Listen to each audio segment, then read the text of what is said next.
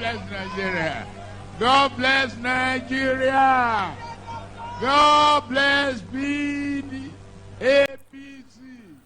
àṣìwí kò táṣì sọ o ṣòkòtò bá mi mú bùrẹ́mọ̀ ẹ̀ẹ́gẹ́ ni ọ̀rọ̀ aṣáájú Bọ́lá Ahmed Tinubu rí o nílùú Jos nípínlẹ̀ Plateau níbi tí wọ́n ti lọ́ọ́ ṣe ìṣíde ètò ìpolongo ìbò sípò ààrẹ Nàìjíríà èyí tí yóò wáyé lọ́dún 2023 yìí.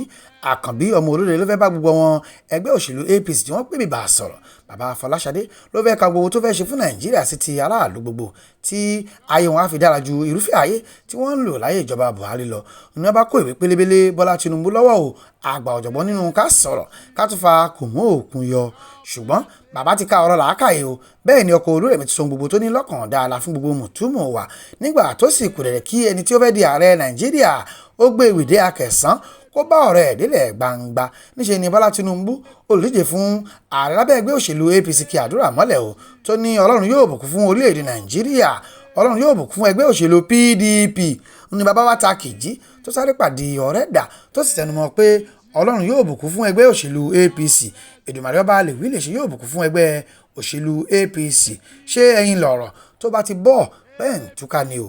Aṣáájú ti sọ̀rọ̀ o bẹ́ẹ̀ ni olùdíje ààrẹ ẹgbẹ́ òṣèlú APC ṣàdúrà fún ẹgbẹ́ alátakò ìyẹn PDP tí wọ́n láwọn yóò bá fà á dáadáa àti pé Àtíkù ni yóò gbàjọba lọ́wọ́ Buhari kì í ṣe Tinubu ìyẹn lè rọ àwọn PDP o. Ẹgbẹ́ àwọn Àtíkù náà wà ní Bọ́lá Tinubu ti súre fún báyìí o ń làwọn èèyàn bá ń gbé kiri tí wọ́n ń pe káàkiri tí wọ́n sọ di fàǹfà láàrin ara wọn. Ṣá o àwọn tó mọ̀ dé ọ̀rọ̀ tí wọ́n mọ kòlòkòlò àgbékalẹ̀ sọ pé àṣìwí kò tá sì sọ ẹgbọ́n mọ fọ́mú ẹgbọ́n mu ń fọmọ ṣòkòtò bá mi mú Kàrímù bá mi mú ṣòkòtò.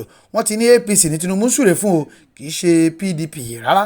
Ṣá o ààrẹ Muhammadu Buhari náà kò ṣàìsọ̀rọ̀ níbi ètò ìpolongo ọ̀hún níbẹ̀ náà ló ti fi dá gbogbo ọmọ Nàìjíríà lójú pé gbágbágbá ni òun yóò dúró ti Bọ́lá Tinubu àti pé ẹgbẹ́ òṣèlú APC nìkan ṣo ló lè fún àwọn èèyàn Nàìjíríà ní ọjọ́ ọ̀la tó dára ju báyìí lọ. Láti tẹlifíṣàn Alóore fún àwọn Yorùbá a ò ní ṣìwí lójú àwọn aṣọ́nilóhùn o. God bless Nigeria. God bless Nigeria. God bless PDP. APC. APC. God bless APC.